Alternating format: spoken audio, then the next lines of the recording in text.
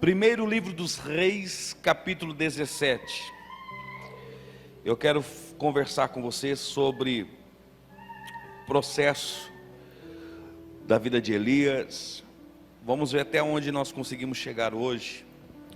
Vamos falar sobre provisão na vida de Elias. Primeiro Reis, capítulo 17. Primeiro livro dos Reis, capítulo 17.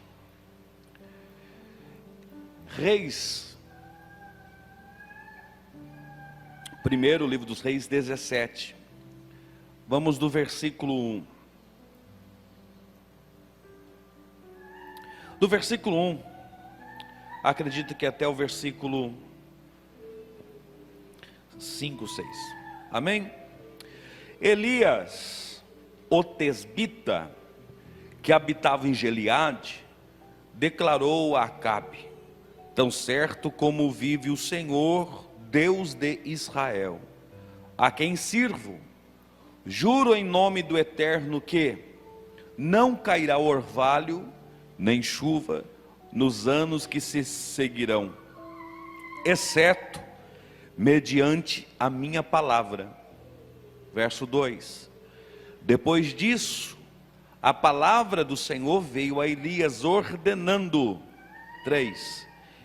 Retira-te daqui. Algumas traduções dizem esconde. Vai para leste e refugia-te perto do ribeiro de Querite, a leste do Jordão. 4. Beberás do ribeiro e eu ordenei os corvos que ali te dê alimento. Então Elias partiu e fez tudo conforme a palavra do Senhor. Foi morar perto do riacho de Querite, a leste do Jordão. 6. Os corvos lhe traziam pão e carne pela manhã, como também pão e carne ao pôr do sol. E ele saciava a sua sede nas águas do ribeiro. Amém? Irmãos, o texto eu sei que você conhece, nós vamos analisar algumas verdades no texto. E vamos poder extrair algumas lições. O texto vai falar de uma direção que Deus dá a Elias. É aqui, nesse texto, que Elias aparece pela primeira vez na Bíblia. A Bíblia fala que ele vem de Tebes, região de Gileade. O que eu acho interessante é que a Bíblia diz que Elias, ele libera uma palavra, ele declara, e você viu comigo, que diz assim: segundo a minha palavra, não vai chover. Nós poderíamos talvez só examinarmos isso. Eu sei que a maioria que estão aqui são já crentes, conhecem a palavra. E eu sei que a maioria que está aqui sabe que Jesus falou que nós temos autoridade. Mas o que me traz pensamentos na minha vida às vezes, é por que a gente sabe de algumas coisas e a gente não faz, ou não vive. Nós sabemos que temos autoridade. Deus tocou no meu coração, chamei aqui você para orar, e você vai ver, semana que vem eu vou pelo menos ouvir 2 testemunhos dessa oração aqui. Ah, que bom que você deu amém. Vai ver, pode ver, semana que vem vai ter testemunho, e se der a gente ouve você. Você percebe que Elias, ele não consultou a Deus, ele entende a autoridade que ele tem. Nós precisamos ter essa consciência da autoridade que está na nossa vida. Olha o que diz, por favor, aí a produção me ajude, Tiago 5:17 ou 18, nós lemos até o 16, olha o que diz. A Bíblia está dizendo que Elias orou e não choveu. A Bíblia diz que Elias orou e não. Olha o que Tiago diz. Elias era um homem, pessoa frágil como nós. Como? Então Elias não era um super-humano, como nós. Ele orou fervorosamente, rogando para que não chovesse, e não choveu sobre a terra durante 3 anos e meio. Você percebe que a Bíblia faz questão de deixar claro que Elias não foi melhor do que nós. Ele apenas teve coragem de fazer coisa que nós não temos às vezes de fazer. Desculpa eu dizer algo para você, mas existem milagres que você não vive por falta de coragem. Existem coisas na nossa vida que nós não vivemos porque às vezes nos falta fé. Você lembra quando os discípulos estão no barco, estão morrendo lá com medo, lembra do texto? Eles acordam Jesus e dizem: Jesus, nós vamos perecer. Jesus olha para ele e diz: homens de pouca fé. E ainda Jesus diz mais vezes assim: até quando vocês vão ser assim tímidos? Pastor Daniel, é fácil? Não, eu não estou falando que é fácil. Ontem à noite, ainda com a luz apagada, eu com a minha esposa conversando até tarde, e puxa assunto e vai, e ela falou assim, sobre fé. Como ter mais fé? Que a gente ouviu algum testemunho de uma pregadora muito abençoada. E eu disse, a fé vem pelo ouvido, ouvir. Então você entende que a fé, ela é desenvolvida. Talvez você saiba, mas se sabe vai ouvir de novo. Jesus diz, se tiveres fé do tamanho do grão de mostarda, mas não é assim. A gente cita assim, mas Jesus não falou assim. Jesus não falou assim, se tiveres fé do tamanho. Jesus diz, se tiveres fé como o grão de mostarda, que é pequeno, mas cresce e vira uma grande árvore. Ou seja, ela com todo o respeito que eu devo a você, irmão. Por isso você está no culto da palavra. A sua fé tem que desenvolver. Você não pode ficar na igreja, pastor, eu estou na igreja desde 1900 e bolinha, Noé saiu da arca, eu já estava na igreja, e a sua fé não desenvolve? Eu não estou falando de pregar, de cantar, porque ministério são vários, ok? Mas a nossa fé tem que desenvolver, irmãos. Você está no momento que às vezes você mesmo tem que colocar as mãos sobre o seu filho e orar. Em algum momento da sua vida você pode levantar na sua casa e você percebe que o mal está lá, você levanta e declara a palavra. Eu sei que às vezes é mais confortável ligar para o pastor, e a gente está para atender, claro. Eu sei que às vezes é mais confortável pegar e ir na casa de alguém, eu entendo tudo isso, mas nós precisamos desenvolver. Elias tem essa coragem de dizer, segundo a minha palavra, não vai chover. Mas vamos lá. Elias fala com Deus.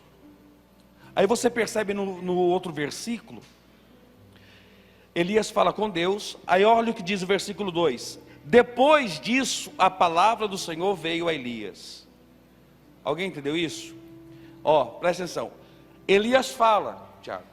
Elias fala, declara, aí diz, depois disso veio a palavra de Deus. Não fala durante. Elias fala, ora, depois veio a palavra de Deus. Pastor, não estou entendendo. Tem horas que você tem que parar de falar para Deus falar. Às vezes a gente chega na presença de Deus, a gente ajoelha para orar em casa e começa, Deus, mas a gente não para ouvir Deus. A oração, existe um momento na sua oração que você ora, comece a fazer isso. Se você nunca ouviu, faça um teste, depois você me conta. Ore, fale com Deus. Você orou 2 minutos, 3, 5, 10 minutos, agora eu vou tirar 2 minutos, termina a sua oração, silêncio, e deixa Deus falar com você. Um sentimento, um pensamento, ou depois. Perceba que existe um momento que nós falamos e não ouvimos. Se você quer crescer na fé, você tem que ter essa coragem, mas você também tem que ter a sabedoria de ouvir. O versículo 2 diz que a palavra do Senhor veio. A palavra do Senhor, irmãos, eu vou tomar bastante cuidado com o que eu vou falar aqui. Por favor, redobre sua atenção nisso aqui. Eu tenho ouvido e visto muitas pessoas dizendo, eu vou buscar a palavra. Já ouviu alguém falar isso? Vou buscar a palavra. Isso aqui é muito perigoso. Porque tem pessoas que têm tratado as coisas de Deus como fosse misticismo. O que você acha que é a prioridade de Deus? responda para você mesmo. O que você acha que é a prioridade de Deus? Vou dar duas alternativas: te abençoar ou salvar. Você concorda comigo que a prioridade de Deus é salvação? Se você tem um conhecimento bíblico, você sabe que a prioridade de Deus é salvar. O evangelho é sobre salvação. Deus abençoa? Sim. Mas isso vai ser uma consequência. Por que Jesus morreu na cruz? Não foi para dar carro, casa. Isso é consequência da cruz. Porque a maldição é quebrada e eu sou abençoado. Mas a prioridade e o objetivo da cruz é a salvação. Aí, claro que não aqui em Porto Feliz, irmão. Aí a pessoa está virado no giraia. Está no pecado, está encharcado no pecado. Está na vida de pecado. Daí ele diz assim: eu quero vender essa casa, vou buscar a palavra lá na igreja. Aí Deus vai falar comigo se eu vou vender essa casa. Eu não entendo como uma pessoa pode ter essa coragem. Se Deus for falar com essa pessoa, o que você acha que Deus vai falar? Se converta, endireita a sua vida.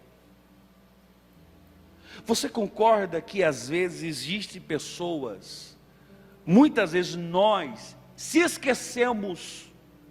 A palavra de Deus veio para Elias, mas Elias estava o quê? Ele estava em posição, então Deus vai orientar ele. Então muitas das vezes existem pessoas que estão querendo que Deus fale, e Deus não vai falar. E existe um grande perigo, e sendo o culto da palavra, você precisa ouvir isso. Muitas das vezes vem espíritos de engano. Pode ver na Bíblia. Leia depois a passagem de Acabe. Preste bem atenção aqui, ó. Se der, talvez quinta-feira que vem eu pregue sobre isso, para você entender. Acabe foi um dos piores reis de Israel. Eu disse que ele foi um dos piores. Aí o bicho pegou. Guerra. Sabe o que ele falou? Vou consultar Deus. Deus vai dar direção para mim. Irmão, tem juízo um negócio desse? Ele casou com Jezabel, fez altares para outros deuses, uma vida totalmente fora da presença de Deus. Aí a hora que o negócio pegou, ele vai: eu vou lá na igreja hoje, que Deus vai falar comigo. E você vai ver que veio profetas com espírito de engano, dizendo: Deus vai te dar vitória, vai dar tudo certo. Tem muita gente numa vida de pecado, achando que Deus está abençoando. Irmão, Deus não abençoa quem está em pecado. Pastor, mas eu trabalhei e veio o salário. Isso aí é consequência natural, ok? É consequência natural. Pastor, essa palavra é dura, mas é o culto da palavra. Nós temos que ouvir. O compromisso de Deus primeiro é a salvação. Então, muitas das vezes existem pessoas que estão no engano, esperando que Deus vai falar. E quando Deus vai falar, e se falar, Deus vai falar assim: se converta. Mas Elias busca a palavra de Deus, e Deus fala com ele. Quem está aí, diga amém. É isso aí, irmão, é palavra. Ele está na direção de Deus, ele está bem com Deus, Deus direciona ele. Vamos lá. Então Deus vai orientar Elias. Olha o que diz o texto. Deus manda ele, Deus fala com Elias, e diz assim: retira-te, ou umas traduções, talvez a sua aí, diz esconde. Refugia-te, esconde perto do ribeiro de Querite. Irmãos, nós precisamos ter essa ideia. Esconder às vezes não é covardia. Por que Deus, preste bem atenção, por que Deus está mandando Elias se esconder? Porque Acabe e Jezabel estão matando profetas. Esse esconder de Deus é o quê? Uma proteção. Entenda que às vezes é melhor você esconder seu projeto, esconder seu sonho. Não é porque, pastor, não vou falar, porque vou bater na madeira aqui, porque tem olho. Não, às vezes nós temos que guardar. Nem sempre esconder medo, às vezes é preservar. Deus está preservando Elias. Porque você vai ver lá em capítulo 18 e 19, aonde que Deus vai levar Elias. Então, para Deus levar Elias lá no Horebe, lá no Carmelo, melhor dizendo, Deus primeiro vai esconder. Lembra de Moisés? Antes de Deus mostrar a Moisés tudo, diz o texto que a mãe de Moisés escondeu Moisés. Jesus, antes de aparecer no ministério, ficou escondido. Talvez eu esteja pregando para alguém aqui hoje que Deus está escondendo você. E você fica dizendo, pastor, e esqueceram de mim. Já passou uma fase assim na sua vida que você tem um amigo, tem contato, eu vou te colocar lá dentro da empresa. Não coloca. Não, porque o amigo vai me ajudar. Não ajuda, já percebeu? Talvez você esteja nesse período e Deus está te escondendo. Mas isso faz parte de uma estratégia de Deus. Amém ou não amém, irmãos? Olha que Deus diz: esconde-te e vai para o Querite. Eu preciso falar isso aqui para você. Querite, eu gosto muito de trabalhar com o significado do nome bíblico. Querite significa um corte, uma separação. Eu vou dar de novo isso aqui. Deus, Tiago, Juliane, vai levar Elias por um grande, capítulo 18 e 19. Mas antes de Deus levar Elias por um grande resultado, Deus leva ele para o Querite, que quer dizer corte. Antes de grandes coisas de Deus vir na sua vida, você vai ser levado para um Querite. E eu sei que Deus está falando com alguém aqui ou pela internet, que às vezes Deus está cortando algumas coisas. Infelizmente ou felizmente, você pode perceber que às vezes alguns circuitos da nossa vida começam a cortar. Parece que você não se encaixa. Algumas pessoas, alguns ambientes, algumas amizades, alguns assuntos, enfim, vai cortando. E eu até anotei aqui, eu grifei aqui na minha Bíblia dizendo: não queira continuar com coisas que Deus está cortando da sua vida. Isso aqui você podia dar amém, irmão. É que eu sei que é duro ouvir isso, eu sei que é duro, irmão, mas fazer o quê? Não queira continuar com coisas que Deus está cortando da sua vida. Não insista em coisas que Deus está tirando de você. Antes de Deus dar vitória para Elias, Deus leva ele lá no Querite, ou seja, um tempo de corte. Eu acho tão interessante isso aqui, que diz o texto assim, isso aqui, irmão, isso aqui é muito interessante. Isso aqui, como eu gosto de dizer, não tem no Google, não tem no YouTube. Olha só, versículo 3. Vá para o leste, refugia-te perto do Querite. Versículo 4. Beberás do ribeiro, e eu ordenei aos corvos que ali,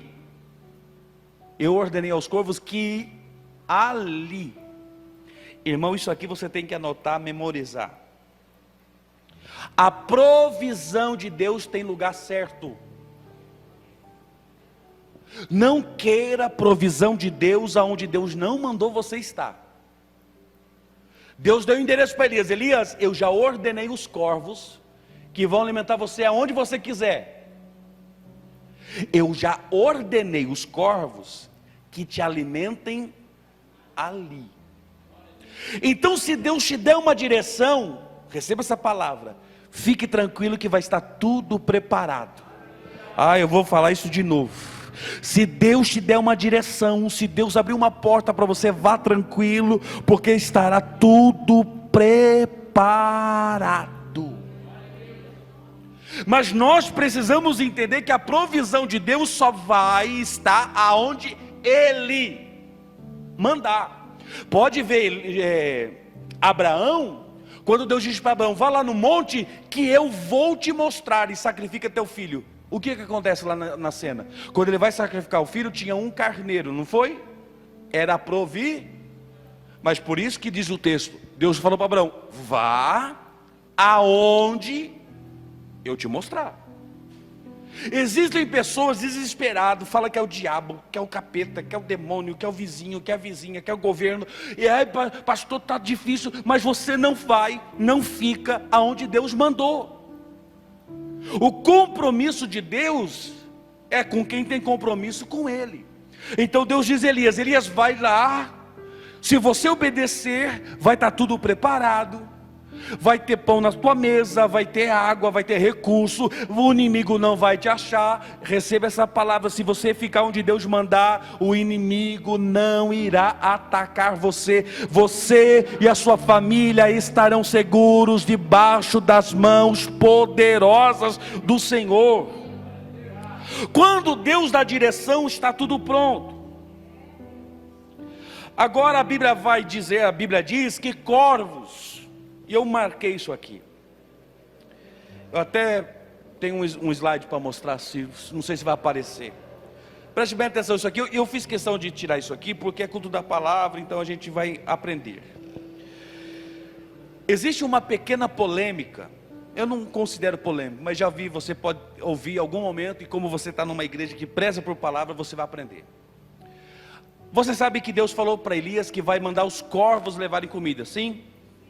Aí tem algumas pessoas que dizem que essa palavra corvo, não é corvo pássaro, mas árabes, que eram comerciantes que tinham nessa região, e eles iam levar pão e carne para Elias todos os dias. Jerônimo, um escritor, fala sobre isso.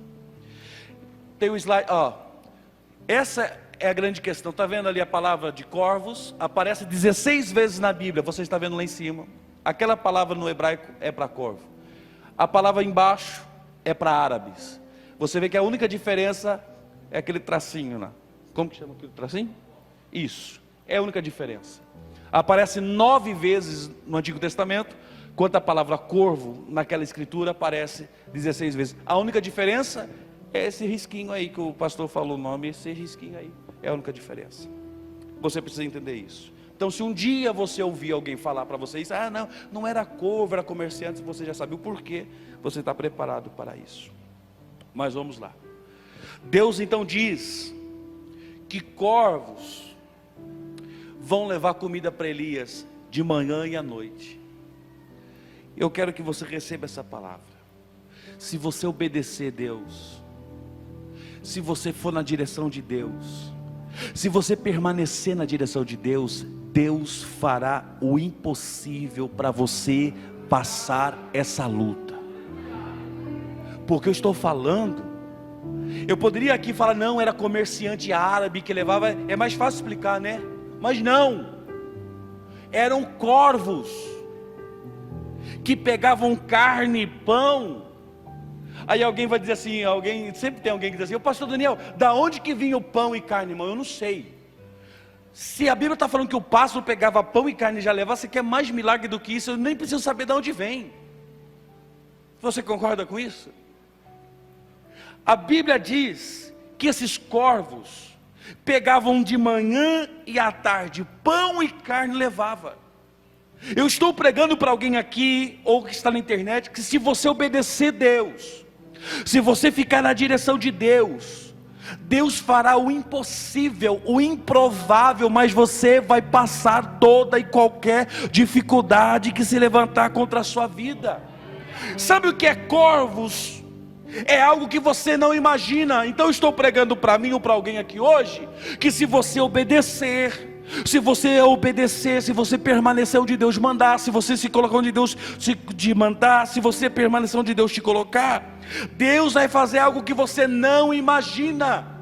Você vai ver na Bíblia, imagina Elias lá, Tiago, lá no ribeiro, lá, daqui a pouco ele olha corvo trazendo carne, trazendo pão. Elias vai dizer assim, eu nunca imaginei que Deus iria fazer isso na minha vida. Eu estou pregando que se você obedecer a Deus, se você permanecer fiel a Deus, vai acontecer coisas na sua vida. Você vai entrar naquela empresa de uma forma que você nunca imagina, o seu dinheiro vai render de uma forma que você não imagina, a sua vida será transformada de uma maneira que você não imagina, você crescerá de uma maneira que você não imagina, mas debaixo da direção de Deus. Então corvo trazer comida é algo diferente. Eu estou pregando que isso aqui, irmãos, nunca mais aconteceu na vida de ninguém. Não tem nenhum outro profeta que viu isso até hoje.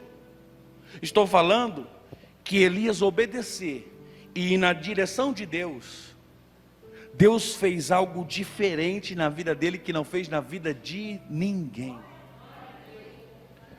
No lugar certo, o improvável acontece. No lugar certo, o inimigo não te acha. O corvo leva comida, o corvo leva pão. Então eu queria que você recebesse essa palavra, que se você estiver na obediência de Deus, se você permanecer, porque é interessante, que não trouxe assim de uma vez toda, era de manhã e à tarde. O maná caía toda manhã, a água da rocha saía quando eu precisava. Por que Deus não deu de uma vez?